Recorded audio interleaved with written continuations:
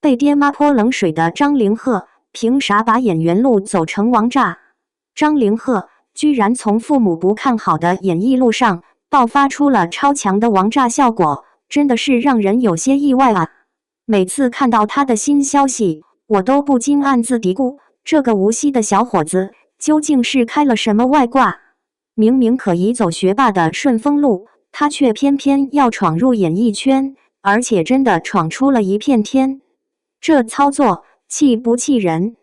更绝的是，最初爹妈根本不支持他的选择，现在反而成了他越挫越勇的动力。这转变简直比他在《樱桃琥珀》里的演技还让人惊艳。你说这操作是不是有点开挂？要从他的原生家庭聊起，估计很多人能感同身受。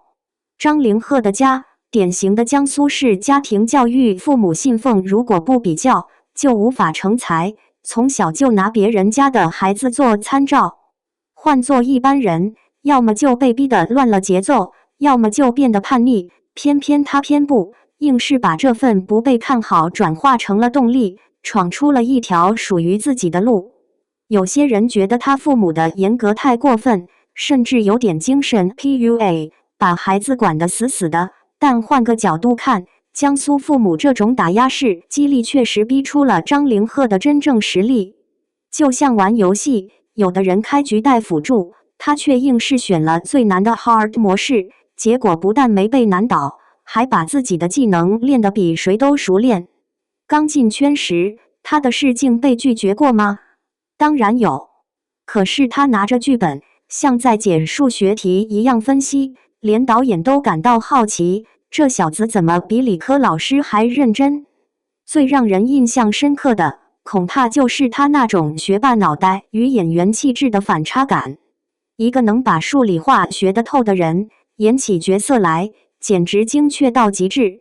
演《樱桃琥珀》里的蒋教熙时，他把角色的小心思硬是拆解成了公式，原生家庭阴影等于皱眉频率，眼神躲闪度，遇到女主时松弛感等于嘴角上扬角度，步伐加速系数。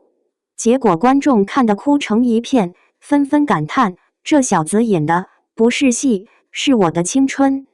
双引号。但学霸光环并非没有烦恼。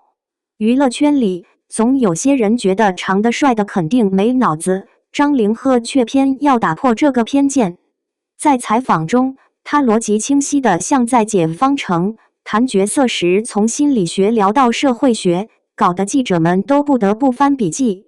虽然也有人酸他说在营销学霸人设，但看过他即兴表演的都知道，那反应速度可不是靠吹的，真材实料必定撑得住。最让人佩服的还是他那股自己闯的劲儿。父母反对，那就从龙套开始演，每一条台词都当成给父母的成绩单。没资源没背景，那就凭理科生的理性规划，不接烂片，不炒绯闻，一手普通的牌打成了王炸。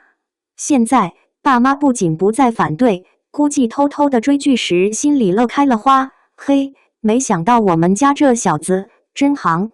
双引号。张凌赫走的这条路，就像他说的那样，咖啡加奶泡，家庭的苦，他用努力搅出了甜。有人认为严格的传统家庭会让孩子失去灵气，可他偏偏用这份严格练出了超强的韧性。有人觉得理科生搞艺术简直是瞎折腾，可他却用理性思维吃透了每个角色。这不是叛逆，而是用自己的方式把父母的期待变成了更精彩的模样。现在看着他，突然意识到，所谓成长，难道不就是把别人看不好的路走出自己的节奏吗？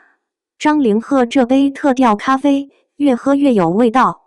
至于未来，我敢打赌，他一定能调出更惊艳的配方，你说呢？